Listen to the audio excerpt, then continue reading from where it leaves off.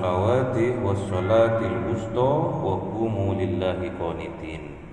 Jadi hafidu, jagalah, ala sholawati, semua solat, solat fardu, solat sunnah, was sholatil wusta, dan solat wusta.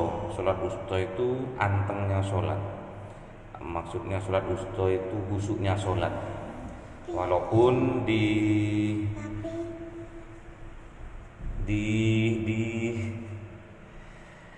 tafsir yang dikatakan sholat wusta itu adalah sholat asar. Tapi ijma' ulama yang dikatakan sholat asar itu bagian dari alas sholawati. Jadi bagian dari semua sholat maktubah maksudnya. Wassolatil wusta, dan sholat tengah-tengah, maksudnya anteng.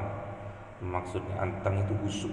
Jadi kita harus bisa menjaga semua sholat maktubah kita dengan sholat yang busuk. Wa qumu lillahi qanitin, dan kerjakan, lakukan, dirikan semua sholat tadi dengan busuk tadi lillahi qanitin, karena Allah. Qanitin, dengan keyakinan yang penuh. Jadi kita harus bisa menjaga sholat kita, sholat maktubah kita yang 5 waktu, dengan sholat yang khusyuk, dengan niatan kita mendirikan sholat itu karena Allah, dengan penuh keyakinan yang full kepada Allah. Jadi kita niatkan sholat kita, ibadah kita karena Allah, maksudnya gitu. Jadi kita kalau sholat terus berproses ke arah khusyuk. Bagaimana? Ya ngaji, ngaji kayak tadi subuh kita ngaji, niat harus ditegaskan di dalam hati bahwa kita menjadi imam. Ada 4: sholat Jumat, sholat yang diulang, terus sholat nazar, dan sholat apa yang terakhir?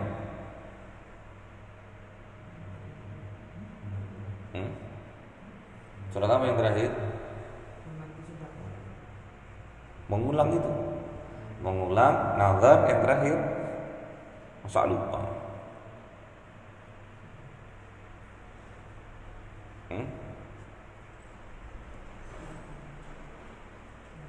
Satu, sholat Jumat. Yang kedua, sholat mu'adah, mengulang. Yang ketiga, sholat nazar. Yang keempat, sholat jamak takdim, sholat yang dimajukan karena udzur hujan. Paham ya? Kalau nggak diulang-ulang nanti lupa. Diulang-ulang pelan. Karena al barokah fil harokah. Jadi barokahnya kita menempati tempat tinggal yang ada barokahnya itu karena kita berproses untuk mengetahui yang belum kita ketahui. Jadi bagaimana cara khusyuk? Banyak definisi supaya kita khusyuk, banyak. Kita harus paham dengan ayat yang kita baca, kita harus paham dengan apa yang kita ucapkan. Itu masih dohiron masih. Padahal sholat itu dohiron batinan, jadi dohir dan batin. Kalau hati sudah nyambung sama Allah, batin sudah nyambung sama Allah, tatkala kita ruku, jiwa kita rukukan, hati kita rukukan, jasad kita ikut. Tatkala hati ini sujud taat pada Allah, tatkala hati ini menghadap kepada Allah dengan cara sujud, tersungkurlah jasad kita. Jadi semua yang ada di luar ini perangkat yang diberikan Allah untuk kita ini, itu apa kata hati kita. Makanya innamal a'malu binniyah. Semua amal yang kita perbuatan, yang kita kerjakan, itu tergantung dari niat kita. Kalau niat kita baik, apa yang kita lakukan baik. Kalau niatan kita jelek, pura-pura, yang kita lakukan itu jelek. Ini tergantung niat kita. Kejadian tadi ada bapak polisi datang ke rumah mencari anak inisial N. Terus saya tanya, KTP-nya mana? Ternyata Kristen. Oh maaf, nggak ada di sini kalau Kristen. Jadi saya tunjukkan KTP yang sampean berikan itu, tunjukkan. Silakan cari sendiri. Itu anak-anak yang ada di sini. Jadi pengaruh. Tatkala kita lahir ke dunia itu fitrah, mauludun fitrah. Jadi semua yang dilahirkan, yang terlahir ke dunia itu adalah fitrah. Walaupun itu anak dari hasil zina, fitrah itu. Yang bejat, yang busuk, yang berdosa adalah orang tuanya. Jangan dikaitkan dengan anak yang baru dilahirkan. Anak yang baru dilahirkan fitrah. Yang busuk, yang najis adalah perbuatan dari orang tuanya. Yang perlu bertaubat orang tuanya, bukan anaknya. Anaknya itu fitrah. Makanya bapak pertama kali bangun asrama putri itu karena banyak kasus, terutama mahasiswi itu menggugurkan kandungannya, dibuang ke sungai, dikubur hidup-hidup. Terus terakhir anak Unibrau, orang Surabaya, pacarnya orang Kalimantan, pacarnya ada di KKN di Pujon,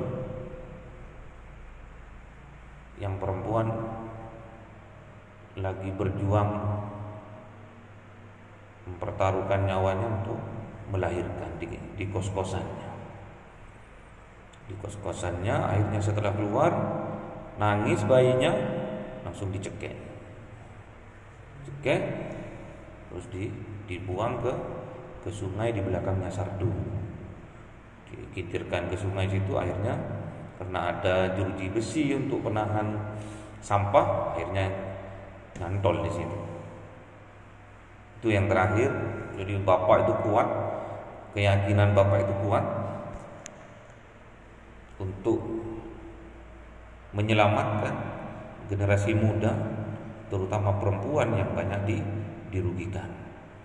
Sudah ketahuan, anaknya ketahuan, ibunya yang menggugurkan, yang melahirkan tadi, yang kayak tadi mati, ketahuan, dihukum 8 tahun. Dikonfirmasi ke pacarnya, katanya tuku saya beli. Jadi menganggap pacarnya itu adalah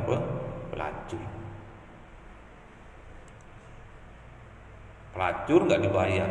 Makanya jangan sampai kita itu terjadi pemerkosaan atas nama cinta. Tak boleh. Itu pemerkosaan itu. Atau perzinahan atas nama cinta. Makanya tempat itu berpengaruh. Bapak itu berdoa mulai dulu itu, yaitu untuk niatnya itu untuk menyelamatkan. Ada juga anak unmu yang sudah semester 7 datang nangis, tidak sholat selama 3 tahun. Terus kelakuannya di luar syariah. Dia menjual dirinya terhadap bos-bos, terutama bos-bos properti. Nangis cerita, dia nggak sholat. Kenapa kau nggak sholat? Karena Allah itu tidak adil. Kenapa kau tidak adil? Karena bapak saya semester 2 sudah dipanggil, meninggal bapak saya. Jadi Allah itu tidak adil. Saya masih semester 2, adik-adik saya masih kecil-kecil. Allah memanggil orang tua saya, bapak saya. Gitu. Gak sholat karena itu. Terus untuk menyambung hidup dan kuliahnya, dia rela mengorbankan dirinya. Dan saya berdoa sama Allah, datangkan ya Allah, datangkan sebelum kemaksiatan itu terjadi. Kalau bisa anak-anak itu datangkan ke sini. Kalau memang faktor ekonomi, saya bantu. Gak usah bayar di sini. Gak usah bayar di sini. Gak usah bayar. Makan saya kasih. Gitu. Banyak yang asrama di sini, mbak-mbaknya yang sini karena ekonominya yang tidak mapan, orang tuanya miskin, tergolong miskin. Dia tapi kencang, niat kuliahnya luar biasa, ketimbang terjerumus. Bapak angkat, wis tinggal di sini aja. Terus Pak wis bantu ibunya saja sana. Nanti urusan kuliahnya gampang. Itu salah satu niatnya Bapak itu untuk mendirikan asrama itu seperti itu. Niat awal Bapak mendirikan asrama itu niatnya seperti itu, kirimkan ya Allah. Walaupun sudah terlanjur dia berbuat dosa, kirimkan kalau memang di sini tempatnya untuk merubah. Hijrah, yang bilang hijrah. Apa itu hijrah? Al hijrah minal ma'siyati ila ta'atillah. Hijrah itu dari perbuatan maksiat menuju kepada taat kepada Allah. Itu hijrah. Hijrah banyak hijrah. Hijrahnya hati, hijrahnya pikiran, dari yang maksiat menuju taat kepada Allah, memperbanyak zikir, memperbanyak istighfar, taubat. Teman juga seperti itu. Hijrah, ketimbang kita katut, ketimbang kita itu ikut arus, mendingan kita hijrah. Tatkala kita sudah mempunyai pegangan, mempunyai pedoman, ajak teman itu. Ayo tinggal di sana aja. Jangan bilang ayo hijrah yuk. Oh, kayak ayo. Kayak awak wis hijrah temenan. Jadi hijrah itu dari tempat yang penuh maksiat menuju tempat yang penuh taat kepada Allah, itu hijrah. Hijrah juga dari teman yang kebanyakan komunitinya di situ bermaksiat, kita pindah kepada komuniti yang taat kepada Allah terus gitu. Itu hijrah. Yang kita rasakan nanti kedamaian, ketentraman di situ. Itu hijrahnya. Jadi jangan cuma diomongkan. Hijrah itu ya 3 itu, harus dihijrahkan semua. Qalbi, hati kita. Lisan kita. Terus arkan, perbuatan kita. Perbuatan kita itu harus dihijrahkan. Kalau memang kita sering banyak bermaksiat karena ketidaktahuan kita atas suatu ilmu, sekarang sudah sedikit banyak tahu, hijrah. Sifat kita kadang kita itu menggunjing, menggibah, bahkan menfitnah. Karena mungkin ketidaktahuan kita apa itu ghibah, apa itu fitnah. Setelah ada di sini sampai tahu dikit-dikit berubah. Gak boleh kita bergosip, menggunjing, memfitnah, gak boleh. Karena pastinya kalau kita menggunjing orang, menjelekkan teman kita, suatu saat pasti kita akan dijelekkan atau digunjing oleh teman kita, pasti, udah hukum alam gitu. Jadi untuk membantu generasi muda, salah satunya Bapak itu mendirikan asrama Amam itu terdepan yang mengawali. Ada kos syariah ya sini, terus diciplak sama provider yang lain dengan nuansa lebih bagus, lebih menarik, berasih. Bapak mampunya seperti itu, ya Bapak tawakal, pasrahkan pada Allah. Jadi gitu ya. Jadi tugasnya di sini, syaratnya di sini harus sholat subuh berjamaah. Itu pancingan sebetulnya. Karena sholat subuh itu angel terkala dikerjakan, mudah diucapkan, angel dikerjakan itu sholat subuh. Pas lagi enak-enaknya tidur dibangunin, pas lagi enak-enaknya tidur suruh sholat subuh itu.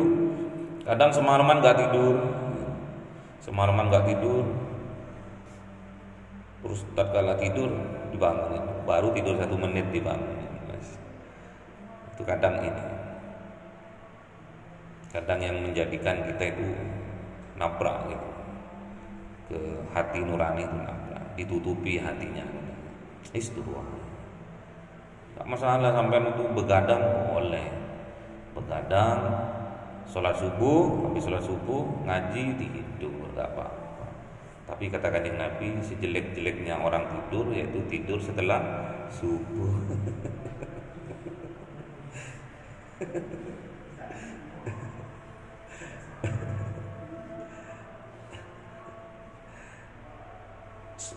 An-naumu sahibul maut katanya. Jadi tidur itu sahabatnya kematian. Kalau dari segi kedokteran, orang itu harus tidur maksimal jam 12 malam.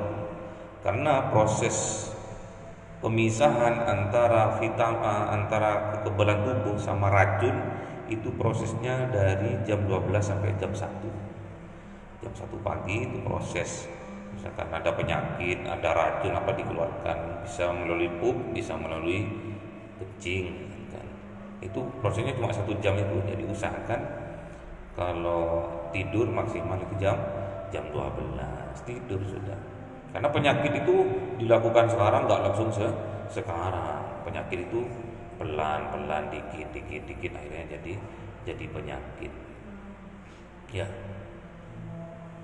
Allahumma arhamna bil Qur'an waj'alhu lana imama wa nura wa huda wa rahmah.